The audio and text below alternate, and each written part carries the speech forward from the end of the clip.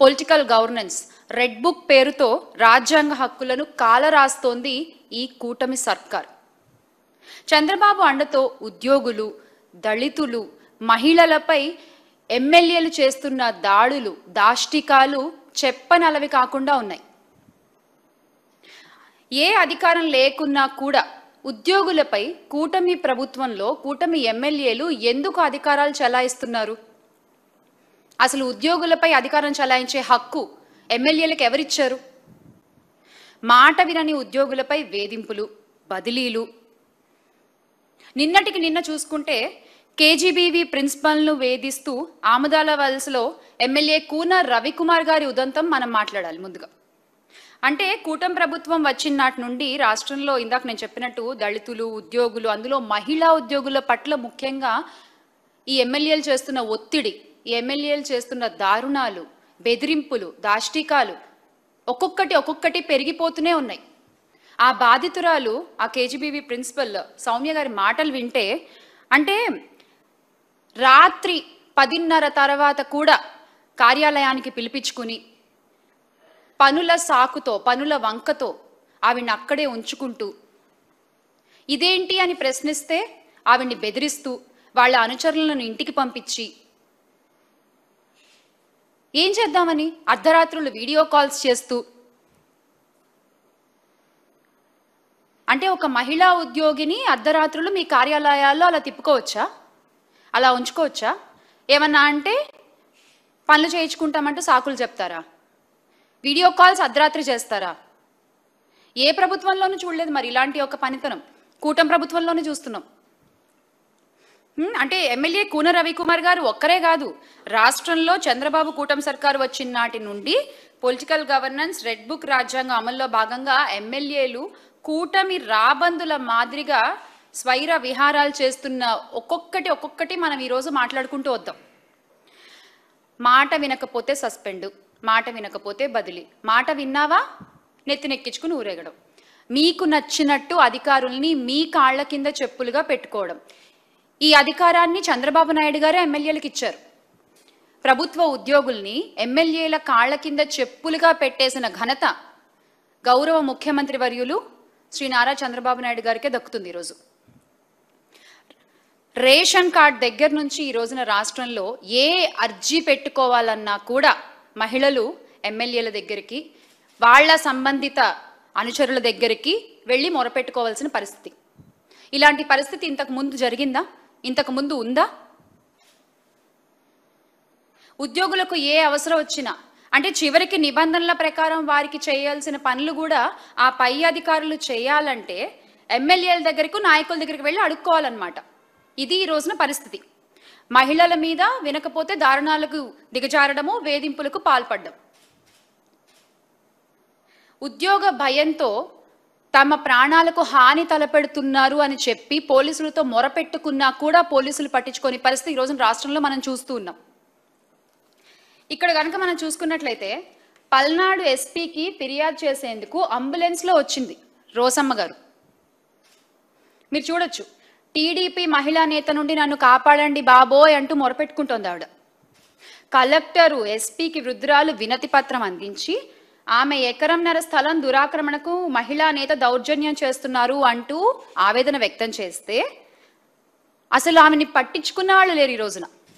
అంటే ఇలాంటి న్యూస్లు నిజంగా జరిగితే కూడా ఇవన్నీ ఒక సాక్షి పేపర్లోనే ఎందుకు వస్తున్నాయి? మిగతా పేపర్లో ఎందుకు రావట్లేదు? ఈ న్యూస్ అబద్ధం కాదు, ఆమె ఆవేదన అబద్ధం కాదు, మరి ఒక్క సాక్షి మాత్రమే ఎందుకు నిస్సహాయుల పక్కన, అభాగ్యుల పక్కన నిలబడి ప్రశ్నిస్తోంది ఈ రోజున? ఈ విషయం రాష్ట్ర ప్రజలందరూ కూడా గమనించాలి. ఎందుకు అంటే మొన్నటికి మొన్న శ్రీకాకుళం జిల్లా ఆముదాల వలసకు చెందిన టీడీపీ ఎమ్మెల్యే రవికుమార్ గారు మహిళా ఉద్యోగుల్ని వేధించిన సంగతితో పాటు ఇలాంటివి రాష్ట్రంలో ప్రతిరోజు కోకొల్లలు జరుగుతున్నాయి. కానీ ఎంతమంది మాట్లాడుతున్నారు దీని మీద? మాట్లాడరు. ఎందుకంటే ఎల్లో మీడియా మాఫియా ప్రశ్నించే సాక్షి ఛానల్ గొంతు నొక్కేస్తారు, ఇబ్బందులకు గురి చేస్తారు ఆ ఛానల్ని కూడా. ఇంకెవరు వాళ్ళని ప్రశ్నించకూడదన్నమాట. వాళ్ళు మాత్రం వాళ్ళ అధికారాలని దుర్వినియోగం చేసుకుంటూ ఎన్ని అఘాయిత్యాలకైనా ఎన్ని అరాచకాలకైనా పాల్పడచ్చు. ఉదాహరణకి మన సౌమ్య గారు ఉదంతం. దాంతోపాటుగా ఇంకొకటి మన నరసరావుపేట రూరల్కి సంబంధించిన విషయం ఇది. లైంగిక దాడికి యత్నించిన టీడీపీ నాయకుడు ముక్కపాటి వెంకటేశ్వర్లు గారిపై కేసు నమోదు చేయాలని ఫిర్యాదు చేసినా పోలీసులు స్పందించలేదు అనేటువంటి ఒక అభాగ్యురాల ఆవేదన ఇది. ఏం చెప్పారు? డబ్బు పలుకుబడి ఉంది ఆయనకి, ఎందుకు ఆయనతోటి మనకి, రాజీ చేసేసుకో అని చెప్తున్నారు. ఇదా మీ రాజకీయం? ఇదా మీరు చేసే రాజకీయం? ఇదా మీరు చేసే పంచాయతీలు? ఏ రోజు కూడా ఈ కూటమి ప్రభుత్వం మహిళలకి అన్యాయం జరిగిన చోట అన్యాయం చేసిన వాడి వైపే నించున్నారు తప్ప అన్యాయం జరిగిన మహిళ వైపు ఏ రోజు ఈ కూటమి ప్రభుత్వం నించోలేదు ఈ రోజు వరకు. ఎందుకని అలాగా? ఏమన్నా అంటే పంచాయతీలు చేయడము, వాళ్ళ నాయకులకి సపోర్ట్గా వాళ్ళ నాయకుల పిల్లల్ని సపోర్ట్ చేసుకుంటూ ఏదో అక్కడికి సర్దేసి ఆ కేసులు మూయించేసాడు. ఇదే జరుగుతూ వస్తుంది గత సంవత్సర కాలంగా.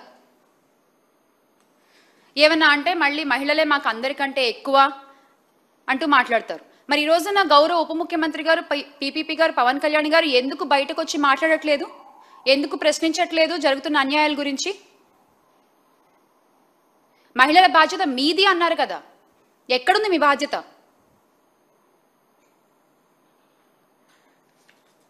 అలాగే కూటమి అధికారంలోకి వచ్చిన మొదట్లో ఎమ్మెల్యే కోనేటి ఆదిమూలం ఉదంతం కలకలం సృష్టిస్తే ఆదిమూలం గారిది, తాజాగా మన రవికుమార్ గారు, ఇంకొకళ్ళు వచ్చేసి నజీర్ అహ్మద్ గారు అంటే వీళ్ళు చేసే పనులు చూస్తే ప్రజలు ఈ రోజున అసహించుకునేటువంటి పరిస్థితి ఉంది రాష్ట్రంలో.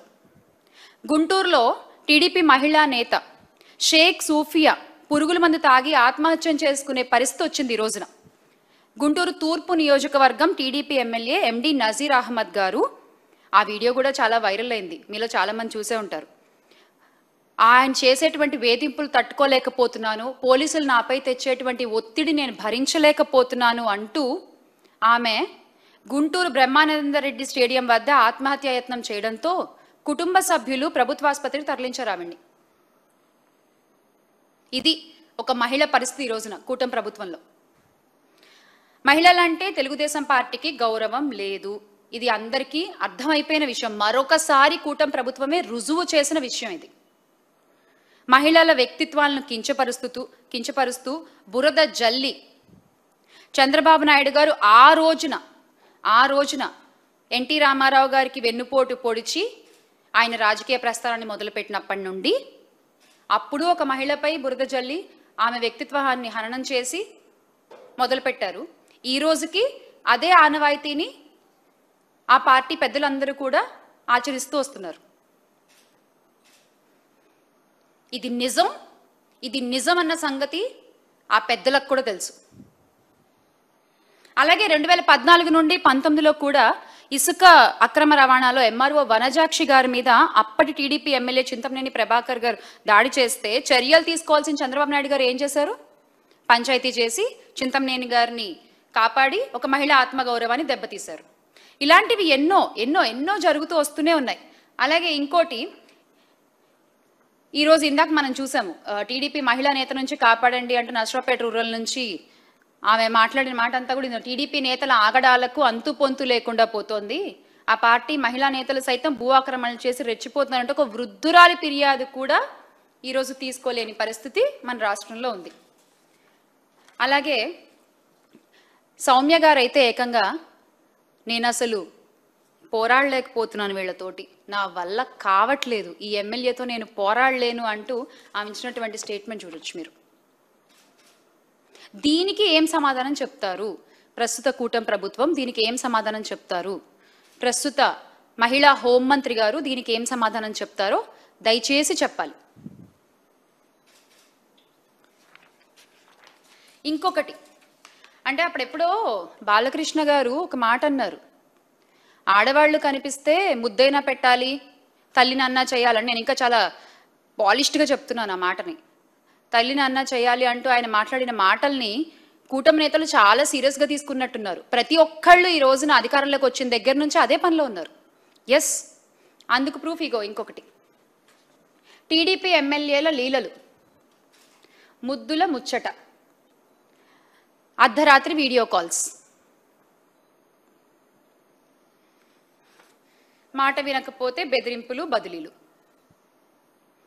ఇలా ఉంది ఈ రోజున రాష్ట్రంలో పరిస్థితి. అదే గత ప్రభుత్వంలో తీసుకున్నట్లయితే వైఎస్ జగన్మోహన్ రెడ్డి గారు ముఖ్యమంత్రిగా ఉన్నప్పుడు ఏ ఆడపిల్ల, ఆ ఆడపిల్ల స్కూల్కి వెళ్ళే పిల్లైనా, ఉద్యోగం చేసే మహిళైనా, ప్రభుత్వ ఉద్యోగంలో ఉన్న మహిళైనా, ఇంట్లో వంట చేసుకునే అమ్మైనా, అవ్వైనా సరే ఎవరైనా తన ఫోన్లో ఒక యాప్ ఉంటే, ఒక దిశ యాప్ ఉంటే, ఆ ఫోన్ ఇలా షేక్ చేసినా సరే ఆ కంప్లైంట్ లొకేషన్ అన్నీ వెళ్ళిపోయి ఇమ్మీడియట్గా పోలీసులు వచ్చి యాక్షన్స్ తీసుకునే పరిస్థితి మనం చూసాం. కానీ ఈ రోజున అలాంటి ఒక యాప్పై చంద్రబాబు నాయుడు గారి శాపం పడింది. మొత్తానికి యాప్ని నిర్వీర్యం చేస్తారు. మళ్ళీ సేమ్ టు సేమ్ కాపీ కొట్టి శక్తి యాప్ అంటూ తీసుకొచ్చారు. మరి ఈ రోజున ఆ శక్తి యాప్ పనిచేస్తోందా? పనిచేయట్లేదు. అందులో కంప్లైంట్స్ తీసుకోరు, ఫైల్ చేస్తే కంప్లైంట్ ఫైల్ అవ్వదు, బాధితులకి న్యాయం జరగదు. ఇంకెందుకు ఆ శక్తి యాప్?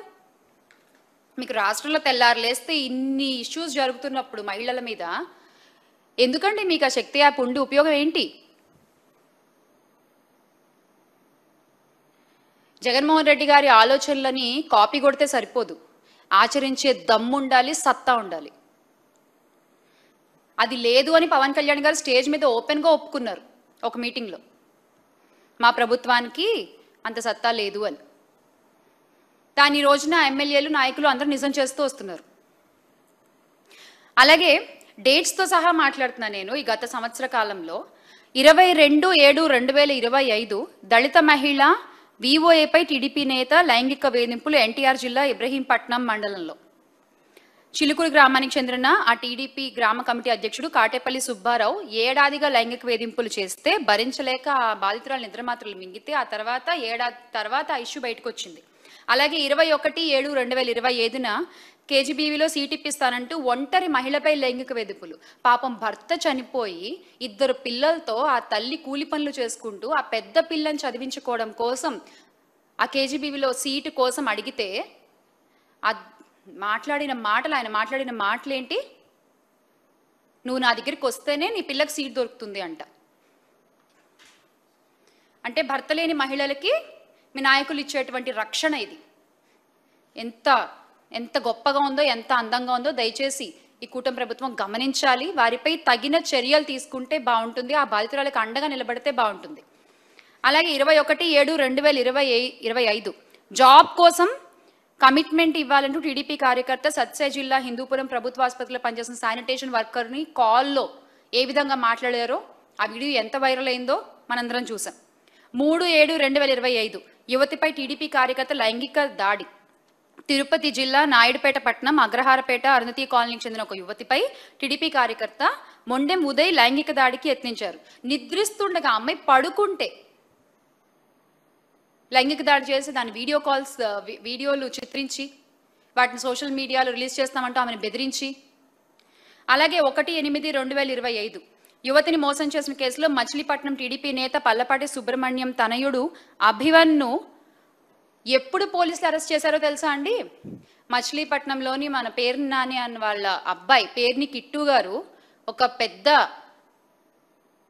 యాజిటేషన్ చేసి ప్రశ్నిస్తూ రోడ్లెక్కి ఇది అన్యాయం, ఒక మహిళకు మీరు చేసింది తప్పు అని చెప్పి ఆయన గొంతెత్తి అడిగితే అప్పుడు పోలీసులు నిద్రలేచి ఆయన అరెస్ట్ చేశారు.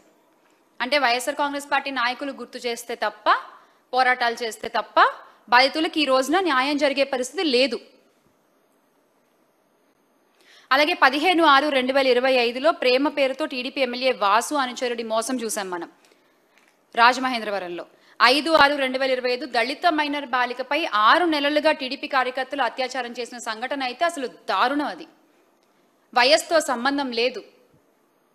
7 ఏళ్ల బాలికపై కూడా 3/6/2025న టీడీపీ కార్యకర్త అఘాయిత్యం చేస్తే పశ్చిమ గోదావరి జిల్లా ఆకువీడు నగర పంచాయతీకి చెందిన బాలిక తల్లిదండ్రులు మొరపెట్టుకుంటే వాళ్ళకి ఈ రోజుకి న్యాయం జరగలేదు.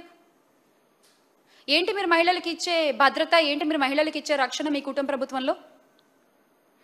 అలాగే 6/4/2025న పల్నాడు జిల్లాలో అంగన్వాడీ కార్యకర్తకు టీడీపీ నేత లైంగిక వేధింపులు. మేము కమ్మోళ్ళం, నువ్వు మాల్దానివి, ప్రభుత్వం మాది, ఇవి వాళ్ళు మాట్లాడిన మాటలు. నువ్వు మమ్మల్ని ఏం చేయలేవు, నేను అడిగింది నువ్వు చేయాల్సిందే. పచ్చిగా మాట్లాడాలంటే ఇంకా మా కోరికలు నువ్వు తీర్చాల్సిందే. ఇది వాళ్ళు మాట్లాడి ఆమెను బెదిరించిన బెదిరింపులు. ఆమెను కాపాడాలి అన్న విషయం ఆమె ఇంకా సెల్ఫీ వీడియోలు తీసి సోషల్ మీడియాలో రిలీజ్ చేసుకుంటే కానీ చర్యలు తీసుకునేటువంటి పరిస్థితి ఉంది ఆ రోజున. అలాగే 31/6/2024లో మన హోంమంత్రి అనిత గారి ఆవిడ నియోజకవర్గంలో ఆవిడ సొంత ఇలాకాలో జరిగినటువంటి సంఘటన. అనకాపల్లి జిల్లా పాయకరావుపేట కోట ఊరట్లలో 2 మహిళలు దుస్తులు చింపి జుట్టు పట్టుకుని ఈడ్చి కొట్టి వరలక్ష్మి, లక్ష్మి అనే మహిళలపై దాష్టికం చేశారు టీడీపీ నాయకులు. అక్కడ దానికి ఏం సమాధానం లేదు. 17/10/2024 టీడీపీ నేతల రాసలీలలు ఆ రాష్ట్ర కార్యదర్శి, టీడీపీ రాష్ట్ర కార్యదర్శి చంద్రబాబు గారి కుప్పం పార్టీ పరిశీలకులు గాజుల ఖాదర్ బాషా 2024 అక్టోబర్లో అది బహిర్గతమైంది. With proofs, with authentic data ఈ రోజున మనం ఇవన్నీ మాట్లాడుకుంటున్నాం. ఇక్కడ ఎంత సిగ్గుచేటు! అసలు ఏమనుకుంటున్నారు? ప్రచారాల్లో మాత్రం మేము అది చేస్తాం, మహిళలకి ఇది చేస్తాం అంటూ కబుర్లు చెప్పేస్తారు. ఆచరణలోకి వచ్చేసరికి చూస్తే ఏమీ ఉండదు. ప్రమోషన్ ఫుల్లు, ఆచరణ నిల్లు అన్నట్టు ఉంటుంది పరిస్థితి. బిల్లులు పాస్ చేయాలన్నా కూడా ఈ రోజున పిచ్చివాగుడు వాగుతూ మహిళల్ని ఇబ్బంది పెడుతున్న టీడీపీ నేతలు ఉన్నారు. వాళ్ళు పనిచేసిన పనికి బిల్లులు పాస్ చేయాలన్నా కూడా ఈ రోజున మహిళల పరిస్థితి వాళ్ళు చెప్పిన మాటలు వినడం, వాళ్ళు చెప్పినట్లుగా నడుచుకోవడం అన్నమాట.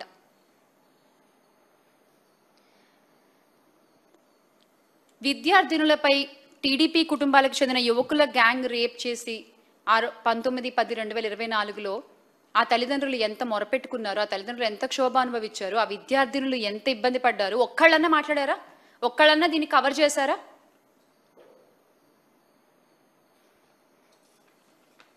దళితులంటే గౌరవం లేదు. మా నాయకులు, దళిత నాయకులపై ఎన్ని అక్రమ కేసులు పెట్టారండి మీరు ఈ కూటమి ప్రభుత్వం అధికారంలోకి వచ్చిన తర్వాత? మాజీ ఎంపీ నందిగామ సురేష్ గారి విషయం కావచ్చు, మాజీ మంత్రి మెరుగు నాగార్జున గారి మీద కావచ్చు, ఎమ్మెల్యే తాటిపర్తి చంద్రశేఖర్ గారి మీద, ఎమ్మెల్సీ మొండితోక అరుణ్ కుమార్ గారి మీద, మాజీ ఎమ్మెల్యే మొండితోక జగన్మోహన్ రావు గారి మీద, మాజీ మంత్రి పినిపే విశ్వరూప్ గారు తనయుడు పినిపే శ్రీకాంత్ మీద ఎన్ని అక్రమ కేసులు పెట్టారు? అలాగే ఈ రోజున ఈ రాష్ట్రంలో కూటమి ప్రభుత్వంలో దళితుల్ని ఎంత అసహ్యంగా ట్రీట్ చేస్తున్నారు, ఎంత తక్కువగా చూస్తున్నారు.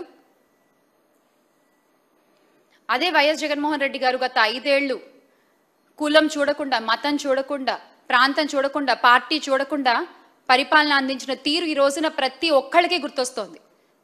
ప్రతి ఒక్కళ్ళు మళ్ళీ గుర్తెచ్చుకుంటున్నారు ఆ రోజుల్ని. అసలు ఈ మనిషి ఈయన చూడండి, అసలు నజీర్ గారు గుంటూరు తూర్పు ఎమ్మెల్యే ఓ మహిళతో మాట్లాడిన వీడియో, ఆ వీడియో మన దగ్గర ప్లే అవుతుందా? అవ్వచ్చా? ఒకసారి చూడండి, ఒకసారి ఆ వీడియో చూద్దాం మనము. అది చూసిన తర్వాత అంటే ఒక గౌరవప్రదమైన పోస్ట్లో ఉంటూ ఆయన మహిళలతో మాట్లాడేటువంటి తీరు, మహిళల్ని ఉద్దేశించి ఆయన వాడేటువంటి పదాలు ఎంత హేయమైనవిగా ఉన్నాయంటే ఒకసారి మీరే చూడొచ్చు. గతంలో ఒకసారి ప్లే చేయండి వీడియో. గతంలో టీడీపీ కార్పొరేటర్ పదవికి పోటీ చేసిన ఒక మహిళతో వీడియోలో చెప్పలేని రీతిలో సైగలు చేస్తూ ఆయన వ్యవహరించిన తీరు ఎంత తేటతెల్లమైందంటే ప్రతి ఒక్కళ్ళ ఫోన్లో, ప్రతి ఒక్కళ్ళ అకౌంట్లో, సోషల్ మీడియా అకౌంట్స్లో ట్రెండింగ్ ఈ వీడియో ఈ రోజున.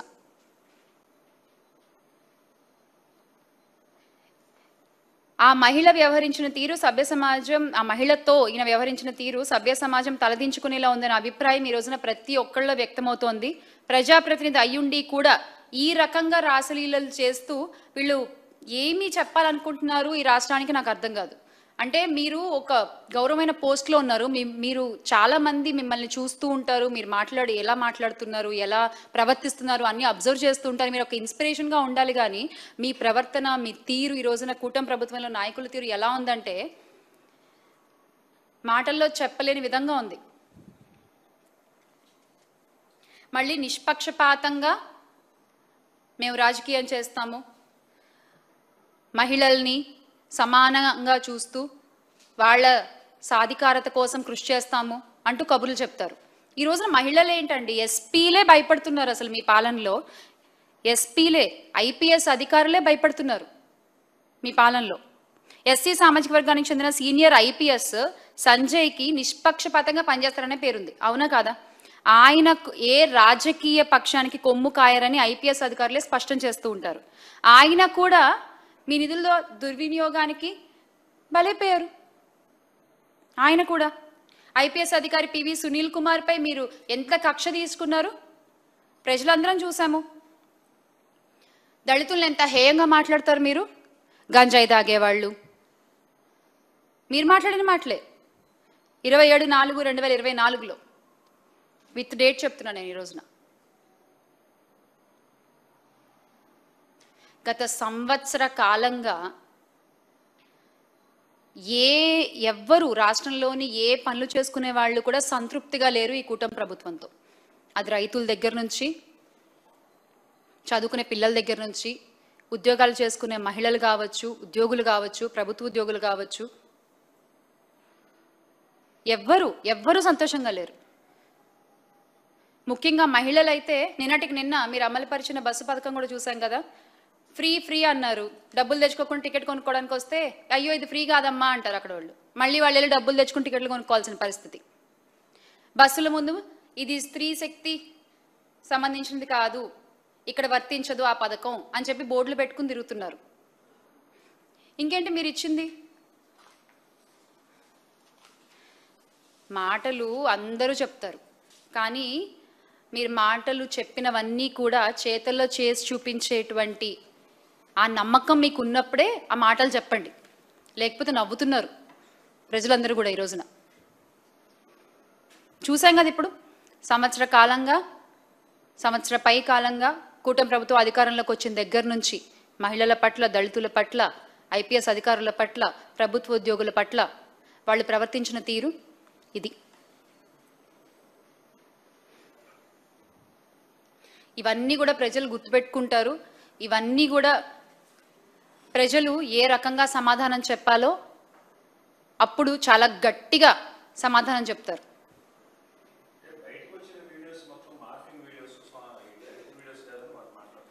ఇవాళ రేపు ఒక వరం ఏమిటంటే ఏదొచ్చేసినా అది మార్ఫింగ్ అని చెప్పేయచ్చు, ఏది అయినా మాట్లాడేయచ్చు. తర్వాత అయ్యో అది ఏఐ అండి మాకేం సంబంధం లేదు అని చెప్తున్నారు. మరి నిజాలు భగవంతుడికే తెలియాలి. మీరు మీడియాలోనే ఉన్నారు, మీకు ఒక ఐడియా ఉంటుంది కదా సార్.